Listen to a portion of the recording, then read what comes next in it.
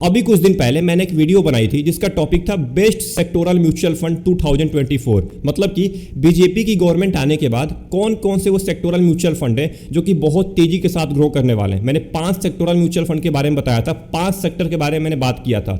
उनमें से एक बहुत ही बेहतरीन सेक्टर के बारे में आज मैं आपको बताने वाला हूं। अगर आपने वो वीडियो वॉच नहीं किया है तो इस वीडियो को देखने के बाद आप उस वीडियो को जरूर वॉच कर लीजिएगा, आपको डिस्क्रिप्शन में लिंक मिल जाएगा। अब देखिए, उससे मोस्ट इंपॉर्टेंट वीडियो ये होने वाली है क्योंकि आज जिसमें सेक्टर के बारे में बात करने वाला ना, वो सेक्टर आपके पैसे को बहुत तेजी के साथ डबल कर सकता है, जिसका नाम है मैन्युफैक्चरिंग सेक्टर। अब देखिए, जो मैन्युफैक्चरिंग सेक्टर है ये अपने आप में ही एक डाइवर्सिफाइड सेक्टर है। मतलब कि आप किसी भी मैन्युफैक्चरिंग म्यूचुअल फंड के अंदर पैसा इन्वेस्ट करते हैं तो आपका पैसा ऑटोमेटिकली डाइवर्सिफाइड हो जाता है, क्योंकि मैन्युफैक्चरिंग सेक्टर में बहुत सारे सेक्टर आते हैं, जैसे कि फार्मा सेक्टर हो गया, पावर सेक्टर हो गया, इंफ्रास्ट्रक्चर सेक्टर हो गया, बैंकिंग सेक्टर हो गया, इलेक्ट्रिकल इक्विपमेंट सेक्टर हो गया, कॉन्ट्रैक्ट मैन्युफैक्चरिंग सेक्टर हो गया। ये सारे के सारे सेक्टर मैन्युफैक्चरिंग सेक्टर के अंदर ही आते हैं। मतलब कि जो भी मैंने सेक्टर्स का नाम बताया, इनमें जो भी कंपनी जाती है उसमें आपके पैसे को इन्वेस्ट किया जाएगा। अगर आप एक मैन्युफैक्चरिंग सेक्टर वाले म्यूचुअल फंड के अंदर पैसा इन्वेस्ट करते हैं तो आपको ये बात समझ में आ गई होगी कि मैन्युफैक्चरिंग सेक्टर अपने आप में ही एक डाइवर्सिफाइड सेक्टर है। अब बात करने वाले हैं कि भारत की ग्रोथ में आखिर में मैन्युफैक्चरिंग सेक्टर का कितना हाथ होने वाला है अगले 5 साल से लेकर 10 साल के बीच में।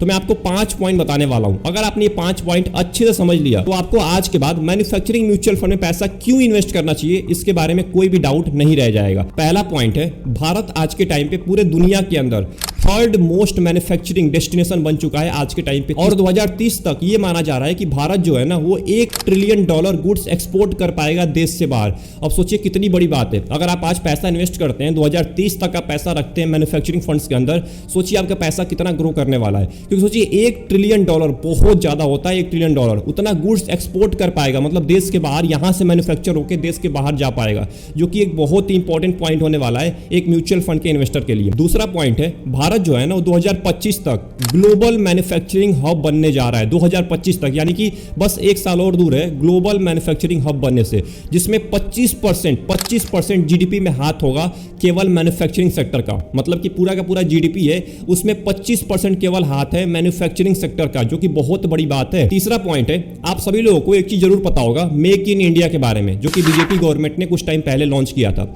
अब मेक इन इंडिया का यह पर्पज है कि जो भी प्रोडक्ट बनाया जाए, जो भी भारत के अंदर प्रोडक्ट बनाया जाए, कुछ भी हो, ऑटोमोबाइल हो, सोलर पैनल बनाया जाए या और भी बहुत सारी चीजें जो बनाई जाए, जो भारत के अंदर ही बनाया जाए, मतलब भारत के अंदर ही उसका मैन्युफैक्चर हो और उसको एक्सपोर्ट किया जा सके ग्लोबल लेवल पे। मेक इन इंडिया का यही पर्पज है और इसके ऊपर अच्छे तरीके से काम किया जा रहा है। आप देख रहे हैं आज के टाइम पे बहुत सारी चीजें भारत के अंदर बनना स्टार्ट हो चुकी हैं जो आज से 3-4 साल पहले नहीं बन रही थी, आज के टाइम पे भारत के अंदर बन रही हैं और भारत से बन के बाहर एक्सपोर्ट किया जा रहा है। मेक इन इंडिया का यही पर्पज है। एंड जो आखिरी पॉइंट है, ये सबसे ज्यादा मोस्ट इंपॉर्टेंट पॉइंट है, जो कि एक इन्वेस्टर को जानना बहुत ज्यादा इंपॉर्टेंट है। अब देखिए, आज के टाइम की गवर्नमेंट यानी कि बीजेपी गवर्नमेंट PLI स्कीम के ऊपर फोकस कर रही है, यानी कि प्रोडक्शन लिंक्ड इंसेंटिव स्कीम।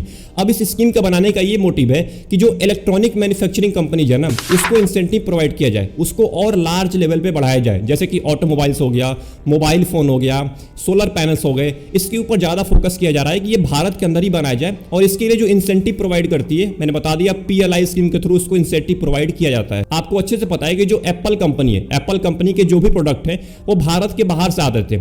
अब क्या हो गया है कि अब भारत के अंदर ही बनना स्टार्ट हो चुके हैं एप्पल के प्रोडक्ट। अब उससे सस्ते भी हो जाएंगे और ज्यादा लेवल पे मैन्युफैक्चरिंग भी हो पाएगी और भारत से बनके वो देश के बाहर एक्सपोर्ट भी किए जा सकते हैं। तो आई होप आपको यहां तक ये समझ में आ गया हो कि आखिर में वो 4 कौन से मोस्ट इंपॉर्टेंट रीजन थे जिसको एक इन्वेस्टर को जानना बहुत ज्यादा इंपॉर्टेंट है इन्वेस्ट करने से पहले। अब आते हैं अपने असली मुद्दे के ऊपर कि आखिर में वो कौन से टॉप 3 मैन्युफैक्चरिंग म्यूचुअल फंड्स हैं जिसमें आपको पैसा इन्वेस्ट करने के बारे में सोचना चाहिए अगले कुछ सालों तक। क्योंकि मैन्युफैक्चरिंग जो है ना, ये सेक्टोरल म्यूचुअल फंड है, मतलब कि एक सेक्टर में पैसा इन्वेस्ट करता है और मैन्युफैक्चरिंग खुद ही एक डाइवर्सिफाइड सेक्टर है। आपको मैं पहले ही बता चुका हूं कि मैन्युफैक्चरिंग सेक्टर के अंदर बहुत सारे सेक्टर हैं। तो अगर आप इन म्यूचुअल फंड में पैसा इन्वेस्ट करेंगे, जो मैं आपको बताने वाला हूं, ये इन सारे सेक्टर्स में पैसा इन्वेस्ट करेगा जो मैंने आपको शुरू में बताया था। तो हमारे लिस्ट में जो पहले नंबर पे मैन्युफैक्चरिंग म्यूचुअल फंड है उसका नाम है ICICI प्रूडेंटियल मैन्युफैक्चरिंग फंड ग्रोथ। अब चलिए इसके बारे में थोड़ा सा हम जान लेते हैं कि आखिर में मैंने क्यों इसको पहले नंबर पे चूज किया है और आज के टाइम पे बहुत सारे सारे इन्वेस्टर्स क्यों इसके अंदर पैसा इन्वेस्ट करने के बारे में सोच रहे हैं। अब देखिए, अगर हम बात करें आईसीआईसीआई प्रूडेंशियल मैन्युफैक्चरिंग फंड का, तो पिछले एक साल का रिटर्न है लगभग 73.90% का, जो कि बहुत ज्यादा रिटर्न है एक साल के अंदर में। जो कि आप ग्रोथ देख सकते हैं मैन्युफैक्चरिंग फंड का कितना ग्रोथ हुआ है पिछले एक साल के अंदर में। अगर बात करें 3 साल की, तो 3 साल के अंदर में 33% का रिटर्न है, और इस फंड को लगभग 5 साल का टाइम हुआ है, तो 5 साल के अंदर में 29% का रिटर्न है। आप देख सकते हैं यहाँ पे 2019 से लेके अभी तक का डेटा है, तो 5 साल के अंदर में 29% का रिटर्न है, जो कि बहुत ज्यादा होता है लॉन्ग टर्म के अंदर में। अगर बात करें आईसीआईसीआई प्रूडेंशियल म्यूचुअल फंड के एसेट एलोकेशन के बारे में, तो इक्विटी फंड के अंदर आपके पैसे को लगभग 93% इन्वेस्ट किया जाएगा, कैश के अंदर 5%, उसके बाद और सारे इंस्ट्रूमेंट में आपके पैसे को डाला जाएगा। अगर बात करें सेक्टर्स वेटेज की, तो आपको यहाँ पे समझ में आ जाएगा कि कौन कौन से सेक्टर में आपके पैसे को इन्वेस्ट किया जाएगा। सबसे पहले नंबर पे कंस्ट्रक्शन एंड इंजीनियरिंग, दूसरे नंबर पे फार्मास्यूटिकल, तीसरे नंबर पे ऑटो पार्ट्स, चौथे नंबर पे मेटल्स एंड 5वें नंबर पे ऑयल एंड गैस। बाकी के और सारे सेक्टर हैं जिसमें आपके पैसे को इन्वेस्ट किया जाएगा। 19 और सेक्टर हैं जिसमें आपके पैसे को लगभग 47% इन्वेस्ट किया जाएगा। अगर हम बात करें सेक्टर्स वेटेज की, यानी कि कंस्ट्रक्शन एंड इंजीनियरिंग का सबसे ज्यादा वेटेज है 18% का, तो मैं अगर बात करूं तो अभी के टाइम पे इसका वेटेज बढ़ाया गया है, क्योंकि अगर मैं बात करूं पिछले साल की, यानी कि मार्च 2023 की, जून 2023 की, तो इसका वेटेज केवल 14% का था। बट आज के टाइम पे मई 2024 में इसका वेटेज बढ़ा के 18% का कर दिया गया है। अगर हम बात करें आईसीआईसीआई प्रूडेंशियल मैन्युफैक्चरिंग फंड के टॉप 5 होल्डिंग के बारे में, तो नंबर 1 पे है अल्ट्राटेक सीमेंट, दूसरे नंबर पे मारुति सुजुकी इंडिया, तीसरे नंबर पे एल&टी लिमिटेड, चौथे नंबर पे रिलायंस इंडस्ट्री एंड 5वें नंबर पे सन फार्मास्यूटिकल इंडस्ट्री। अब देखिए, सबसे ज्यादा होल्डिंग इसमें अल्ट्राटेक सीमेंट का है, जो कि ये 7.24% का वेटेज रखता है। अगर बात करें आईसीआईसीआई मैन्युफैक्चरिंग फंड के फंड मैनेजर के बारे में, तो 2 फंड मैनेजर हैं। एक का नाम है अनीस तवाकले, जिनको अभी एक्सपीरियंस यहाँ पे नहीं दिखाया गया है, बट इनके बारे में आप अच्छे से रिसर्च कर सकते हैं। 12 और फंड को ये मैनेज करते हैं, तो आप जान सकते हैं कितना एक्सपीरियंस है इनके पास। दूसरे नंबर पे है ललित कुमार। ललित कुमार भी लगभग 16 और फंड को मैनेज करते हैं, तो आप इनके बारे में अच्छे से रिसर्च कर सकते हैं। तो आई होप आपको आईसीआईसीआई प्रूडेंशियल मैन्युफैक्चरिंग फंड के बारे में पता चल गया हो कि आखिर में क्यों आपको इस फंड के अंदर पैसा इन्वेस्ट करना चाहिए। अब बात करते हैं अपने दूसरे नंबर के मैन्युफैक्चरिंग फंड के बारे में, जिसका नाम है नावी निफ्टी इंडिया मैन्युफैक्चरिंग इंडेक्स। अब देखिए, ये इंडेक्स फंड है। इंडेक्स फंड के बारे में आपको भी पता होगा, इंडेक्स फंड एक आपको नॉर्मल 12 से लेकर 13% का रिटर्न देता रहता है। बट मैंने आपको पहले ही बता चुका हूं, निफ्टी मैन्युफैक्चरिंग इंडेक्स सारे के सारे जो इंडेक्स है, निफ्टी 50, निफ्टी 500, इन सबको बीट कर चुका है। तो सोचिए, अगर आप इनको बीट कर चुका है तो इसका रिटर्न उससे ज्यादा ही होगा। अगर हम बात करें Navi Nifty India manufacturing index fund के बारे में, तो पिछले एक साल के अंदर में लगभग 63% का रिटर्न है। सोचिए, इंडेक्स फंड के बावजूद भी 63% का आपको रिटर्न दे रहा है पिछले एक साल के अंदर में। इसको भी 1-1.5 साल का ही टाइम हुआ है, तो जब से ये फंड स्टार्ट हुआ है तब से लेकर अभी तक इस फंड ने आपको 36% का रिटर्न दिया है। आप देख सकते हैं यहाँ पे 2022 के अंदर ये फंड स्टार्ट हुआ है। अगर हम बात करें नावी मैन्युफैक्चरिंग इंडेक्स के एसेट एलोकेशन के बारे में, तो इक्विटी के अंदर आपके पैसे को 100% इन्वेस्ट किया जाएगा।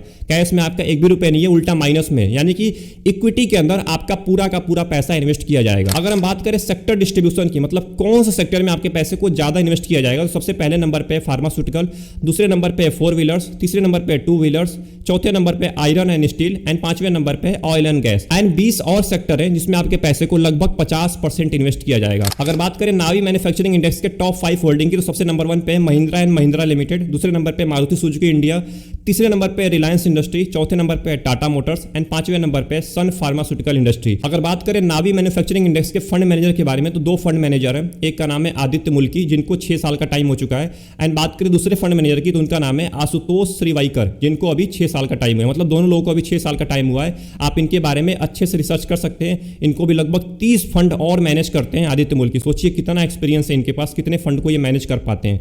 आशुतोष श्रीवाइकर की बात करें तो ये लगभग 26 फंड को और मैनेज करते हैं, यानी कि बहुत अच्छी बात है। तो आई होप आपको Navi Nifty India manufacturing index fund के बारे में पता चल गया होगा। ये एक इंडेक्स फंड के कैटेगरी में आता है, जो कि आपको लगभग 66% का रिटर्न दे चुका है एक साल के अंदर में। सोचिए, इंडेक्स फंड आपको अगर 60% से ऊपर दे रहा है एक साल के अंदर में, तो कितनी बड़ी बात है। अब बात करते हैं अपने तीसरे फंड के बारे में, जो कि मोस्ट इंपॉर्टेंट फंड है, जो कि अभी एक साल पहले ही स्टार्ट हुआ है, जिसका नाम है क्वांट मैन्युफैक्चरिंग फंड। आपने बहुत बार नाम सुना होगा इस फंड का। अगर हम बात करें क्वांट मैन्युफैक्चरिंग फंड के बारे में, तो पिछले एक साल के अंदर में इस फंड का रिटर्न है लगभग 66% का, जो कि बहुत ज्यादा रिटर्न है। इसको एक साल का ही टाइम हुआ है, तो मैं एक साल के बारे में ही बात करूंगा। अगर बात करें क्वांट मैन्युफैक्चरिंग फंड के एसेट एलोकेशन के बारे में, तो इक्विटी के अंदर आपके पैसे को लगभग 88% इन्वेस्ट किया जाएगा।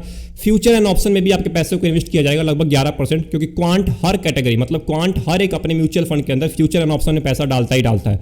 ट्रेजरी बिल्स में 4.42%, कैश के अंदर आपके पैसे को नहीं डाला जाएगा। मतलब कि इक्विटी के अंदर आपके पैसे को ज्यादा इन्वेस्ट किया जाएगा लगभग 88%। अगर बात करें क्वांट मैन्युफैक्चरिंग फंड के सेक्टर डिस्ट्रीब्यूशन और सेक्टर वेटेज के बारे में, तो सबसे ज्यादा सेक्टर डिस्ट्रीब्यूशन है आपका ऑयल एंड गैस का, दूसरे नंबर पे पावर जनरेशन, तीसरे नंबर पे पे प्राइवेट बैंक्स, चौथे नंबर पे आयरन एंड स्टील एंड पांचवें नंबर पे ऑटो पार्ट्स। अगर बात करें क्वांट मैन्युफैक्चरिंग फंड के टॉप 5 होल्डिंग की तो सबसे नंबर 1 पे रिलायंस इंडस्ट्री जिसका वेटेज है लगभग 9% का, दूसरे नंबर पे एचडीएफसी बैंक, तीसरे नंबर पे हाउसिंग एंड अर्बन डेवलपमेंट, पांचवें नंबर पे संवर्धना मदरसन इंटरनेशनल लिमिटेड एंड पांचवें नंबर पे स्टील अथॉरिटी ऑफ इंडिया। मतलब कि इन टॉप 5 कंपनी में आपके ज्यादातर पैसे को इन्वेस्ट किया जाएगा। सबसे ज्यादा होल्डिंग है रिलायंस इंडस्ट्री की। अगर बात करें क्वांट मैन्युफैक्चरिंग फंड के फंड मैनेजर के बारे में तो 4 फंड मैनेजर हैं। एक का नाम है संदीप टंडन, दूसरे का नाम है अंकित पांडे, तीसरे का नाम है संजीव शर्मा एंड चौथे का नाम है वसो सगल, जो कि लगभग सारे के सारे क्वांट म्यूचुअल फंड के अंदर यही के ही 4 फंड मैनेजर हैं। संदीप टंडन को 23 साल का टाइम हो चुका है, अंकित पांडे जी को 11 साल का हुआ है, संजीव शर्मा को लगभग 6 साल का टाइम हुआ है एंड वसो सगल जी को अभी एक्सपीरियंस यहाँ पे नहीं बताया गया है,